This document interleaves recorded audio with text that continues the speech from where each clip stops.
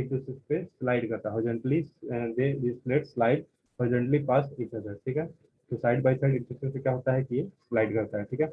इसका एक एग्जांपल है San Andreas. San Andreas fault जो है इसका एक एग्जांपल है, जहाँ पे क्या है कि कैरिजो प्लेन जो है टेम्लो रीजन में, वो क्या है कि ये आपका सैन एंड्रियास फॉल्ट बन रहा है, ठीक है। सैन एंड्रियास फॉल्ट कहाँ बन रहा है आपका, तो वहाँ पे क्या हो रहा है कि ट्रांसफॉर्मेशनल प्लेट का एक एग्जांपल है, जहाँ पे क्या है कि क्रस्ट जो है नाइदर प्रोड्यूस हो रहा है नॉट डिस्ट्रॉयड हो रहा है। और क्रस्ट क्या है, जो प्लेट्स है आपका, वो क्या है कि एक दूसरे से हॉरिजॉन्टली स्लाइड कर रहा है, horizontally slide past each other, plate का हॉरिजॉन्टली स्लाइडिंग पास ईच अदर, ठीक है। तो अब हम बात करेंगे कि प्लेट के जो मूवमेंट है उसके कारण क्या हो रहा है कि आपका जो भी आपका फिजिकल चेंजेस आ रहा है या लर्न फॉर्म में जो भी चेंजेस आ रहा है इन मिलियन ईयर्स, ठीक है। और यही क्या है कि आपका अर्थक्वेक को भी जनरेट कर रहा है। जितना भी अर्थक्वेक हो रहा है उसका रीजन क्या है कि प्लेट टेक्टोनिक जुड़ी हुई है या प्लेट मूवमेंट ही है, ठीक है। तो मेजर अर्थक्वेक जो इंडिया में हुआ है उसका हम बात करेंगे आफ्टर फ्रीडम। तो 1950 में क्या हुआ है, अरुणाचल प्रदेश या चाइना बॉर्डर पे हुआ था, जिसका मैग्नीट्यूड क्या था 8.5 था, ठीक है। उसके बाद बात करेंगे 1956 में अंजर गुजरात में हुआ था, जिसका मैग्नीट्यूड था 7.0। उसके बाद 1967 में कोयना महाराष्ट्र में 6.5 मैग्नीट्यूड का आपका अर्थक्वेक आया है। और फिर 1975 में किन्नौर हिमाचल प्रदेश में 6.2 का आपका अर्थक्वेक आया है। 1988 में मणिपुर म्यांमार बॉर्डर पे 6.6 का आपका अर्थक्वेक आया है। 1988 में बिहार नेपाल बॉर्डर पे आया है आपका 6.4 मैग्नीट्यूड का।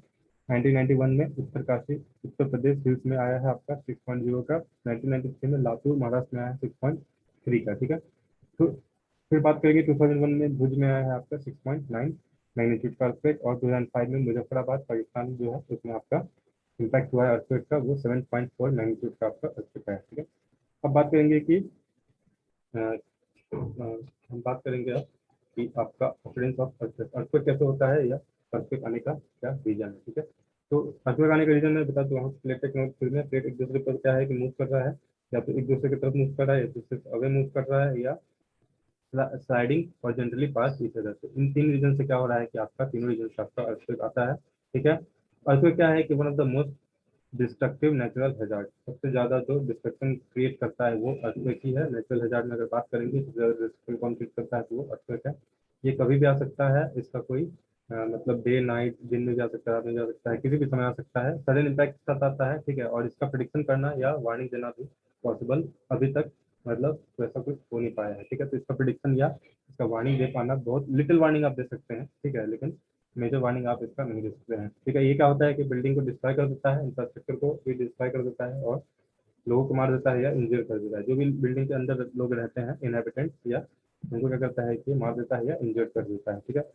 अर्थक्वेक सिर्फ इंटायर हैबिटेशन को भी डिस्ट्रॉय नहीं करता है, लोगों को ही नहीं मारता है। इससे क्या होता है, अर्थक्वेक आने से कई बार क्या होता है, गवर्नमेंट भी डिस्टेबलाइज हो जाता है, इकोनॉमी या सोशल स्ट्रक्चर भी जो है दूसरे का वो डिस्टेबलाइज हो जाता है, या जो स्टेबल था वो उससे वो डिस्टेबल हो जाता है, ठीक है। अब मतलब अर्थक्वेक कैसे आता है, अर्थक्वेक आता है sudden shaking of earth crust. जो अर्थ क्रस्ट में कोई भी सडन शेकिंग होता है उसके कारण क्या होता है, आपका अर्थक्वेक आता है। इम्पैक्ट जो होता है सडन होता है और कोई बिना वार्निंग के ये इम्पैक्ट होता है। प्रिडिक्शन पॉसिबिलिटीज मैंने पहले बता दिया कि क्या है कि बहुत कम है या ऑलमोस्ट इम्पॉसिबल है, आप प्रिडिक्ट करना अर्थक्वेक को पॉसिबल नहीं है या बहुत लिटिल पॉसिबल है, ठीक है। अब रीजन क्या है अर्थक्वेक आने का, कॉज क्या है, ठीक है। अर्थ का जो है वो क्या है कि रॉकी लेयर से बना है, ठीक है आपका। ये और ये क्या है, इसका थिकनेस जो है वो वेरी करता है। जहाँ सी ओशन के नीचे जाइएगा तो इसका जो थिकनेस है वो 10 किलोमीटर है। और अगर आप कंटिनेंट के नीचे जाइएगा तो इसका जो आपका डेप्थ है अर्थ का वो 65 किलोमीटर तक चला जाता है। तो अर्थ क्या है कि वेरिंग थिकनेस का है, और हर अलग अलग जगह पे इसका थिकनेस अलग अलग है। सी के नीचे इसका बात करेंगे तो 10 किलोमीटर है, और कंटिनेंट के नीचे बात करेंगे तो 65 किलोमीटर तक आपका अर्थ हम मान के चलते हैं। ये क्या है, एक रॉकी लेयर है, मतलब पत्थर का बना हुआ है, ये लेयर है, ठीक है, रॉकी लेयर है, ठीक है। अब बात करेंगे क्रस्ट जो है, क्रस्ट क्या है कि आपका जो क्रस्ट बना है वो प्लेट से बना है। क्रस्ट जो आपका बना है वो प्लेट से बना है। ये प्लेट भी क्या है कि साइज में वेरी करता है। प्लेट का जो साइज है वो क्या है कि आपका 100 से लेकर 1000 किलोमीटर तक प्लेट का आपका साइज होता है, ठीक है। प्लेट टेक्टोनिक थ्योरी में आप जान चुके हैं कि प्लेट क्या है, एक दूसरे के ऊपर या तो राइड करते हैं, ठीक है, या आ, आ, म, एक दूसरे की तरफ ये ड्राइव करते हैं, एक दूसरे की तरफ ये जाते हैं। और ये क्या है कि जो आपका क्रस्ट के नीचे क्या आता है, आपका मेंटल आता है। मेंटल क्या है कि आपका जो आपका थोड़ा सा सेमी मोल्टेन स्टेट में है, तो उसके ऊपर ये क्या है कि प्लेट आपका मूव करते हैं या मोशन में रहते हैं या राइड करते हैं, ठीक है। और कई बार ये क्या है कि मतलब इसका पता कर पाना कि ये क्यों मूव करते हैं, तो ये अभी तक पता कर पाना मतलब उतना पॉसिबल नहीं हो पाया है। लेकिन एक है thermal convection current. Thermal convection current mechanism है, उसमें क्या है कि आपका जो भी मेंटल में क्या है कि कुछ एक्टिविटीज होती हैं जिसके कारण क्या होता है कि आपका हीट एनर्जी रिलीज होता है, हीट एनर्जी रिलीज होता है, और कन्वेक्शन मतलब मास का रिलीज होता है। तो ये क्या करता है, ये मूव कराता है आपका जो भी प्लेट है उसको, ये मूव कराता है, ठीक है। तो थर्मल कन्वेक्शन करंट का क्या हो रहा है कि आपका प्लेट जो है ये मेंटल के ऊपर ये मूव कर रहा है, ठीक है।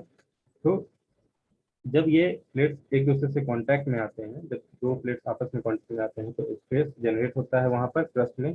क्रस्ट नहीं हो रहा है सबसे, तो स्ट्रेस जो है आपका क्रस्ट में जनरेट होता है। अब इस स्ट्रेस को क्या है कि क्लासिफाई किया गया है, मतलब अलग अलग टाइप का मूवमेंट के आधार से कि प्लेट का मूवमेंट, प्लेट बाउंड्रीज का मूवमेंट कैसा है। पहला जो मैंने बताया कन्वर्जेंट अगर मूवमेंट है तो आपका जो स्ट्रेस है वो उस टाइप का जनरेट हो रहा है, ठीक है, जब एक दूसरे से कि अगेंस्ट ये पुश कर रहे हैं। दूसरा क्या है कि ये pulling away from each other, एक दूसरे के अवे जा रहे हैं तब। और तीसरा क्या है कि sliding sideways relative to each other, मतलब एक दूसरे के साइड बाय साइड ये मूव कर रहे हैं, मतलब एक दूसरे साइड बाय साइड ये स्लाइड कर रहे हैं। तो इन सारे मूवमेंट का क्या होता है कि आपका अर्थक्वेक आता है, ठीक है। तो एरिया मतलब जो स्पेस का एरिया है, ठीक है, प्लेट बाउंड्रीज का, जहाँ पे बहुत ज्यादा अमाउंट में एनर्जी रिलीज होता है जब ये या तो स्लिपिंग हो रहा है या आपका रप्चरिंग हो रहा है, इसको ही हम फॉल्ट लाइन कहते हैं या फॉल्ट्स कहते हैं, ठीक है। फॉल्ट्स क्या हुआ कि the area of space at plate boundaries which release accumulated energy by slipping और रप्चरिंग आर कॉल्ड फॉल्ट्स, ठीक है। तो मतलब जहाँ पे प्लेट अक्सर जहाँ पे टकरा रही है, कन्वर्ट कर रही है, डाइवर्ट कर रही है या स्लाइडिंग पाथ फीचर या ट्रांसफॉर्म कर रही है प्लेट बाउंड्रीज, तो वहाँ पे क्या है, वहाँ पे आपका फॉल्ट बन रहा है, क्योंकि वहाँ पे आपका जो प्लेट बाउंड्रीज का एरिया है जहाँ पे ये स्ट्रेस जनरेट हो रहा है और बहुत ज़्यादा रिलीज एनर्जी रिलीज हो रहा है, एक्यूमुलेटेड एनर्जी जो है आपका रिलीज हो रहा है, तो इसी को हम फॉल्ट लाइन कहते हैं। तो थ्योरी ऑफ इलास्टिसिटी का जो है कि क्रस्ट जो है ये कंटिन्यूसली स्ट्रेस्ड होता है। मूवमेंट प्लेट की मूवमेंट का, टेक्टोनिक प्लेट की मूवमेंट का क्या होता है कि जो भी आपका क्रस्ट है उसमें क्या है कि वो कंटिन्यूसली स्ट्रेस में है, ठीक है। और एक पॉइंट के बाद एक हद तक वो क्या है कि स्ट्रेन को या स्ट्रेस को ये मतलब सपोर्ट कर मतलब रोकने की कोशिश करता है या सपोर्ट करने की कोशिश करता है, लेकिन एक हद के बाद क्या हो जाता है कि फिर ये आपका एनर्जी वहां से रिलीज हो जाता है, जो भी आपका स्ट्रेस बिल्डअप हुआ है इसको वो ये रोक नहीं पाता है, जो भी हमारा क्रस्ट है, ठीक है। तो थ्योरी ऑफ इलास्टिसिटी का क्या है कि क्रस्ट जो है कंटिन्यूसली स्ट्रेस में है। क्रस्ट में क्या है कि स्ट्रेस में है हमेशा प्लेट के मूवमेंट का है, जो भी आपका मूवमेंट हो रहा है, ठीक है। और एक एक खास पॉइंट तक ये मैक्सिमम सपोर्टेबल स्ट्रेन को ये रोकने का ये कोशिश कर रहा है, ठीक है।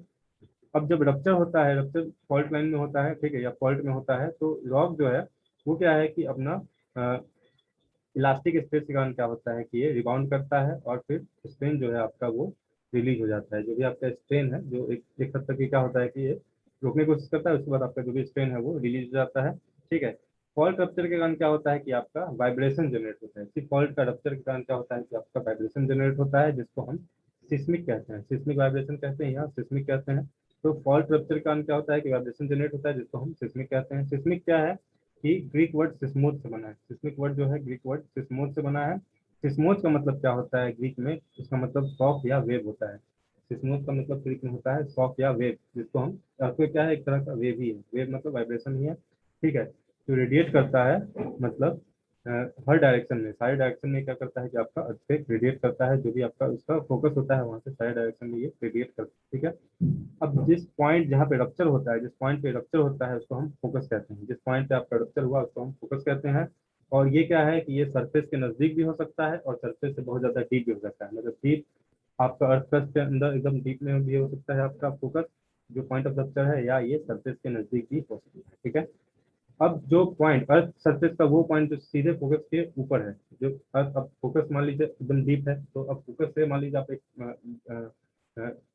लाइन ड्रॉ कीजिएगा जो सबसे नजदीक में आपका जो अर्थ डायरेक्टली जो ऊपर होगा, जो फोकस के डायरेक्टली ऊपर होगा और अर्थ सरफेस पे वो पॉइंट आएगा, उसी पॉइंट को हम ईपी सेंटर कहते हैं। ईपी सेंटर क्या हुआ कि मतलब एक तरह से हम बात करें ईपी सेंटर के लिए बात करें तो ईपी सेंटर से जस्ट नीचे आप जाइएगा तो आपको आपको फोकस मिल जाएगा, अर्थ जो आपका रप्चर हुआ है उसका वो फोकस मिल जाएगा। तो ईपी सेंटर क्या हुआ, the point on surface directly let above the focus is known as epicentre of the earth, मतलब जस्ट आपका फोकस के ऊपर जो पॉइंट अर्थ सरफेस पे आपको मिलेगा उसको हम ईपी सेंटर कहेंगे, ठीक है। अब बात करेंगे क्या क्या कैरेक्टरिस्टिक्स होता है अर्थक्वेक का। तो अर्थक्वेक क्या होता है कि वाइब्रेशन जनरेट करता है, मतलब हर फ्रीक्वेंसी का और हर वेलोसिटी का। मतलब जो वाइब्रेशन आपका जनरेट होता है उसका फ्रीक्वेंसी वेरी करता है और उसका वेलोसिटी भी वेरी करता है। जो आपका जो रप्चर प्रोसेस है वो क्या है कि कुछ सेकंड के लिए होता है या कुछ मिनट के लिए होता है, 1 मिनट के लिए या कुछ सेकंड के लिए होता है। ठीक है, जो मेजर अर्थक्वेक आया है आपका, जितना भी भूकंप आया है, तो जो आपका रप्चर प्रोसेस जो आपका टूटा है वो सिर्फ कुछ सेकंड के लिए होता है या 1 मिनट के लिए होता है। ठीक है, अब बात करेंगे कि बॉडी वेव्स क्या है। ठीक है, तो जनरली सेकंड कारण क्या होता है कि दो टाइप का वेव जनरेट होता है, एक हम कहते हैं बॉडी वेव्स और दूसरा को कहते हैं सरफेस वेव्स। ठीक है, तो बॉडी वेव्स क्या होता है कि बॉडी वेव्स जो है अर्थ को बहुत जल्दी पेनिट्रेट करता है, बहुत फास्ट स्पीड में ये मूव करता है, जिसमें पी वेव्स और एस वेव्स आते हैं। ठीक है, पी वेव्स जो है वो ट्रेवल करता है 6 किलोमीटर पर आवर के स्पीड से और एस वेव्स ट्रेवल करता है 4 किलोमीटर पर आवर के स्पीड से। ठीक है, बॉडी वेव्स में बात करेंगे पी वेव्स और एस वेव्स, तो ये दोनों क्या है कि बहुत पेनिट्रेट जो करता है, जहाँ भी आपका रप्चर हुआ है या आपका फोकस है वहां पे क्या हुआ कि पेनिट्रेट करना स्टार्ट करेगा अर्थ को। ठीक है, और ये क्या होता है बहुत फास्टली पेनिट्रेट करता है।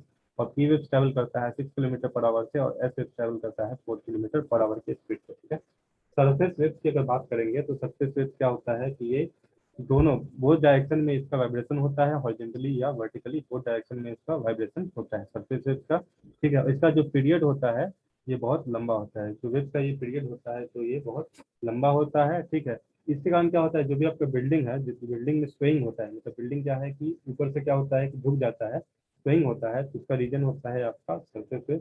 या आप वाटर बॉडीज है, आप कहीं अरसों के समय किसी तालाब में चले जाइए या किसी वाटर बॉडीज के पास चले जाइए, अगर वहां पे आपको इस टाइप का वेव्स मोशन दिखता है तो उसका रीजन भी आपका आपका सरफेस वेव है। ठीक है, ये क्या होता है कि ये आपका ग्रेट डिस्टेंस पे, अगर एपिसेंटर से मतलब आपका जो भी रप्चर हुआ है या फोकस है वो एपिसेंटर से बहुत डीप ज़्यादा डिस्टेंस पे यानी कि डीप डिस्टेंस पे है, तो भी आपको ये आपको दिखाई देगा, मतलब आपको वाटर बॉडीज में मोशन दिखाई देगा।